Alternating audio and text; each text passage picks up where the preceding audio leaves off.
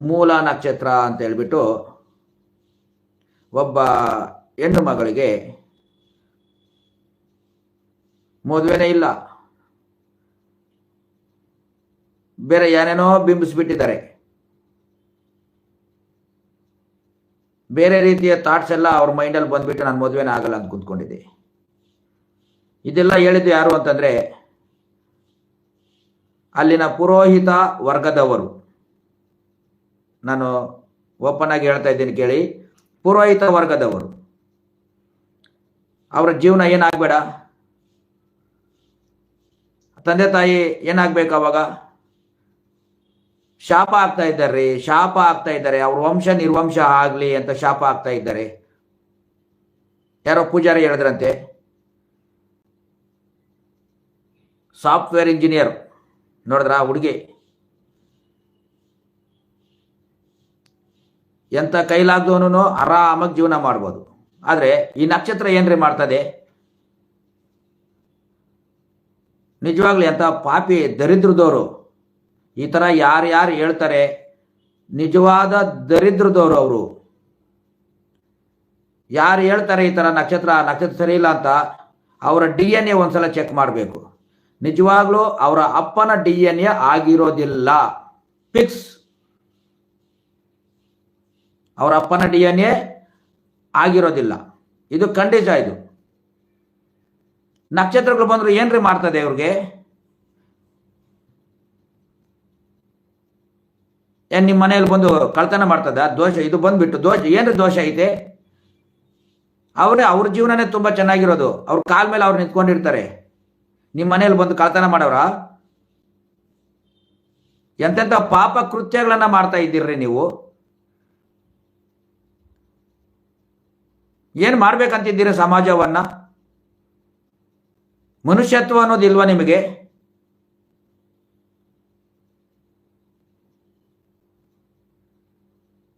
ನಿಮ್ಮ ತಂದೆ ತಾಯಿಗೆ ನೀವು ಹುಟ್ಟಿಲ್ವಾ?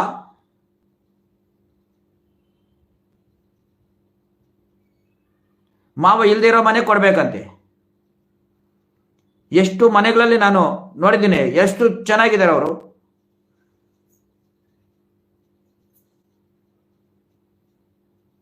ಏನ್ರಿ ಬಂದಿದೆ ನಿಮ್ಗೆಲ್ಲ?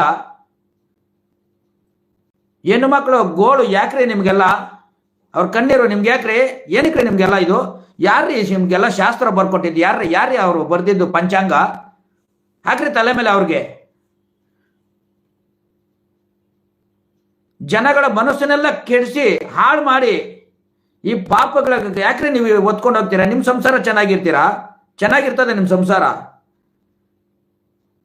ಮುಂದಿನ ಜನ್ಮಕ್ಕೆ ನೀವು ನಾಯಿ ನರಿಗಳಾಗಿ ಹುಟ್ಟೋದು,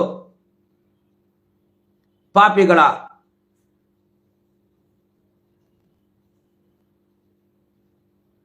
ಏನಾರು ಒಂದು ಹೇಳಿ ನಿಮ್ಮ ಹೊಟ್ಟೆ ತುಂಬಿಸ್ಕೊಳ್ಳೋಕೆ, ಏನಾರು ಒಂದು ಸಮಾಜವನ್ನು ಹಾಳು ಮಾಡೋಕ್ಕೆ ಪಾಪ ಕೃತ್ಯಗಳನ್ನು ಮಾಡ್ತಾ ಇದ್ದೀರಲ್ಲ ರೀ, ಬೇಜಾರಾಗಲ್ವಾ ನಿಮಗೆ?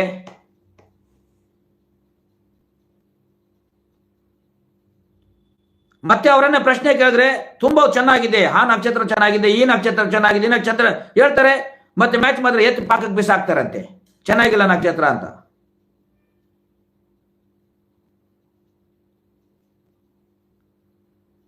ಅದೇನ್ರಿ ಹೊಟ್ಟೆಗೆ ಏನ್ರಿ ತಿಂತೀರಾ ನೀವು? ಎಷ್ಟಿಗೆ ತಿಂತೀರಾ ನೀವು?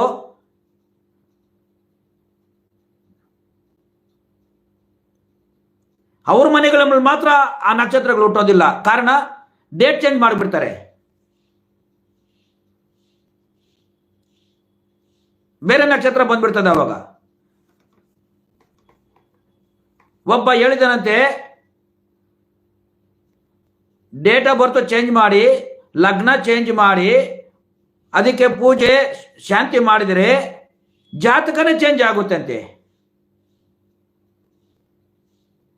ಏನ್ರಿ ಇನ್ನು ಏನೇನು ಮಾಡಬೇಕು, ಏನೇನು ಮಾಡಿ ಕಿತ್ತು ತಿನ್ಬೇಕು? ಏನ್ ನರಿಗಳ ನೀವು? ಕಾಡಲ್ಲಿ ಇರ್ಬೇಕಾಗಿರೋ ನೀವು ಯಾಕ್ರಿ ಬಂದ್ರಿ ಊರಿಗೆ? ಅಯ್ಯೋ ಪಾಪಿಗಳ.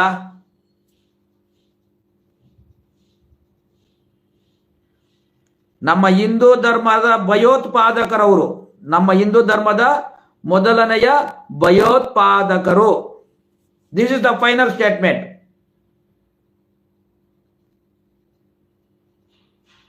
ಎಂತೆಂಥ ಮನೆಗಳಲ್ಲಿ ಎಷ್ಟು ಚೆನ್ನಾಗಿದ್ದಾರೆ.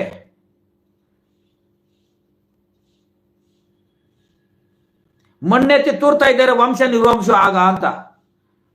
ನಿಮ್ಮ ಮನೆಗಳಲ್ಲಿ ನೋಡ್ಕೊಳ್ರಿ, ನೀವು ಗಂಡ ಹೆಂಡತಿ ಚೆನ್ನಾಗಿದ್ದೀರಾ ಅಂತ. ಅದೇ ಶಾಪಗಳು ನಿಮ್ಗೆ ತಡ್ತಾ ಇರೋದು.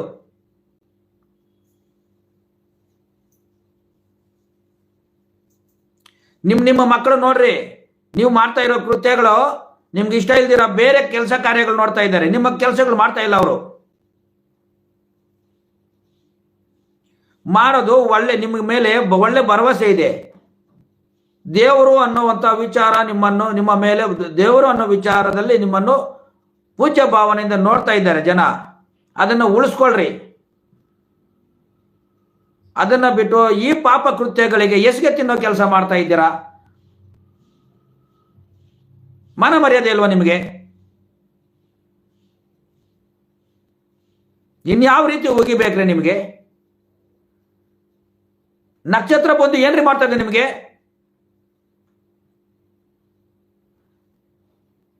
ಸಮಾಜ ಹೋಗಿ ನೋಡ್ರಿ, ಅವ್ರ ತಾಯಂದ್ರು ಎಷ್ಟು ಹೊಟ್ಟೆ ಬೆಂಕಿ ಇಟ್ಕೊಂತ ಇದ್ದಾರ್ರಿ, ಕಣ್ಣಲ್ಲಿ ನೀರು ಹಾಕೊಂತ ಇದ್ದಾರ್ರಿ.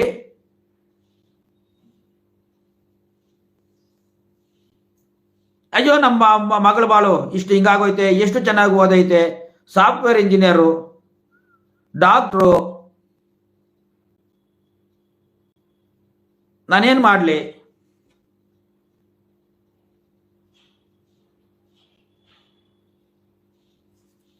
ನೋಡಿ, ಹೇಳಿದ್ದೀವಿ ಅಂತ ಒಳ್ಳೆ ಒಳ್ಳೆ ನಕ್ಷತ್ರಗಳ ಬಗ್ಗೆ.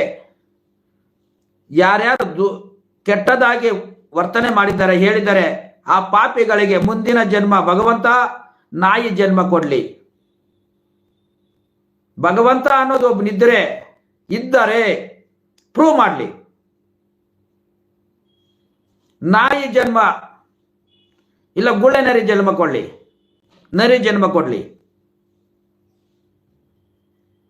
ಓಕೆ.